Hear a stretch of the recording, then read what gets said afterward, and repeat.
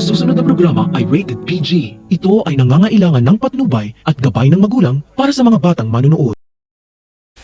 Final na ang desisyon ni Dado na isiwalat ang katotohanan kay Princess na hindi sila magkadugo dahil ang pagkakaalam ni Dado, si Divina ang tunay na ina ni Princess. Nakokonsensya na si Dado dahil pinapaasa lang niya si Princess na babalik pa ang kanyang ina dahil sa mga sulat nito, pero ang totoo galing kay Dado ang mga sulat. Dahil sa kagustuhan ni Princess na makita ang kanyang ina, naghanap siya ng trabaho para makabili siya ng tiket papuntang Kuwait dahil pupuntahan niya ang nanay niya. Pero nang mabisto ni Princess ang tungkol sa mga peking sulat, wala nang choice si Dado kundi ang aminin kay Princess ang katotohanan tungkol sa pagkatao nito.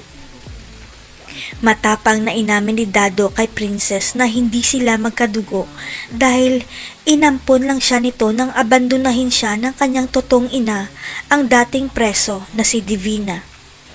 Gumuho ang mundo ni Princess nang malaman niyang hindi siya tunay na anak ni Dado, pero hindi niya kayang magalit sa taong nagmahal at nagpalaki sa kanya bilang anak. Kaya kakalat ang balita sa City Jail tungkol sa tunay na ina ni Princess na si Divina at makakaabot kay Lailani ang balita at nakahanda na siyang itama ang mga mali niya.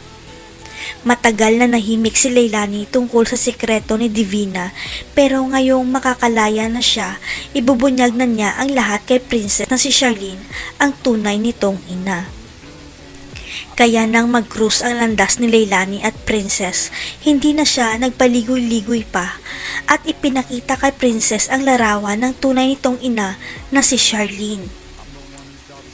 Ang panalangin lang ni Lailani ang mahanap na ni Princess ang tunay niyang ina na si Charlene at hindi sana malaman ni Divina na isiniwalat na niya ang sikreto kay Princess.